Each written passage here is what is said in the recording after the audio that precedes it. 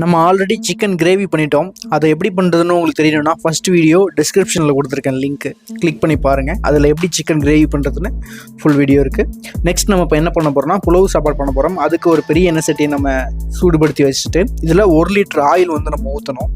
இந்த அண்ணன் வந்து ஆயில் 1 லிட்டர் ஊற்றுவார். ஊற்றிட்டு திருப்பி அந்த பாக்கெட்டை வேஸ்ட்டாக வெளியே போகணும்னு சொல்லிவிட்டு அடுப்புக்குள்ளேயே போட்டுருவார் எரியறதுக்கு.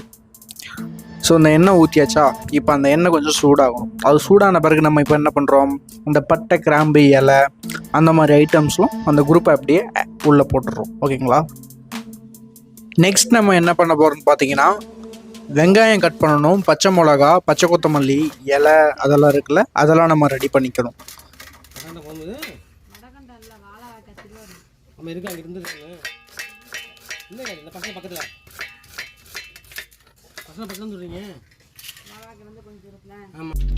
நம்ம அரிஞ்சு வச்சிருக்க வெங்காயம், பச்சை மிளகா, பச்சை கொத்தமல்லி எல்லாத்தையும் போட்டாச்சு. போட்டு அதை நல்லா மிக்ஸ் பண்ணணும். அது நல்லா நிறம் மாறி வரணும், வெங்காயத்தோட நிறம்.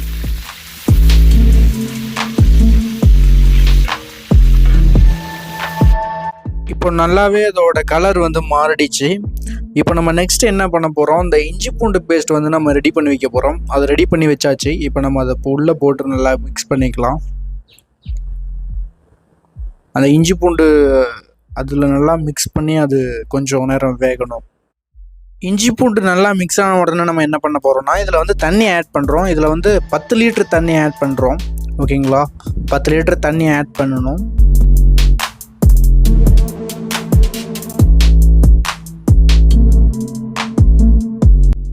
நெக்ஸ்ட்டு இதில் கொஞ்சம் தயிர் ஆட் பண்ணணும். அப்புறம் கொஞ்சம் பால் கொஞ்சம் ஆட் பண்ணணும். ஓகேங்களா. அது கம்மியாக ஒரு 1/4 லிட்டர் 250 ml அளவு வந்து கொஞ்சம் மிக்ஸ் பண்ணிக்கணும் நம்ம இதில்.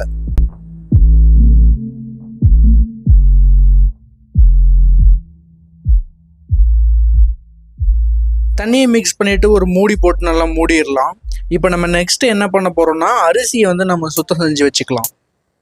சுத்தம் செஞ்சு அரிசியை நம்ம ஆட் பண்ணணும்.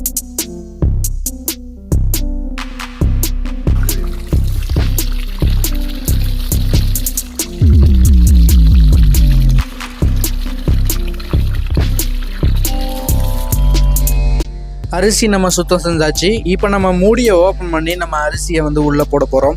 நல்லா கொதிச்சுக்கிட்டு இருக்கு, ஆனால் புகை தான் ஓவராக வருது.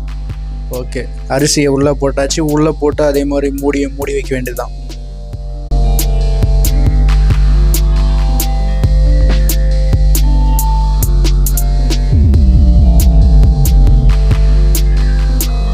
நல்லா மிக்ஸ் பண்ணிவிட்டு இதை ஒரு நம்ம 1/2 hour வந்து நம்ம அப்படியே மூடிடலாம்.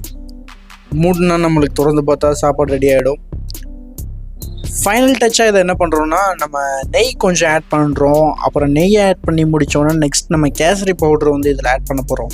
கேசரி பவுடர் எதுக்கு விஷயம் ஆட் பண்ணுறோம் அப்படின்னா இந்த புலவு சாப்பாடு வந்து பார்க்கும்போது நமக்கு ஃபுல்லாக பியூர் ஒயிட்டாக இருக்கும்.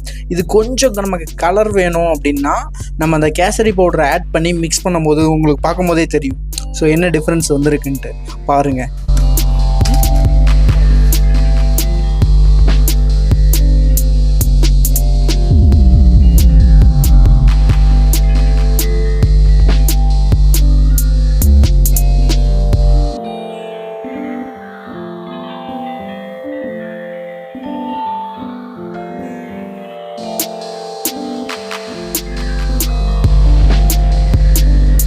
கேசரி பவுட்ரு போட்டாச்சு. இப்போ ஒரு மூடி போட்டு மூடிட்டு நம்ம இப்போ வந்து தம் போட போகிறோம். கீழே இருக்கிற நெருப்பெல்லாம் தூக்கி எவ்வளோ நெருப்பை நம்ம மேலே வைக்க முடியுமோ அந்த கரண்டியை வச்சு மேலே வச்சிடணும்.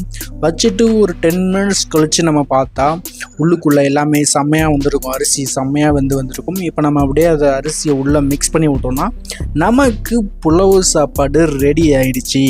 இதே மாதிரி நீங்களும் உங்கள் வீட்டில் ஒரு 15 பேர் 25 பேர் இருக்கும்போது இந்த மாதிரி சமையலை வந்து ட்ரை பண்ணி பாருங்கள். ரொம்பவே சூப்பராக இருக்கும், டேஸ்ட்டாக இருக்கும். ஓகேங்களா.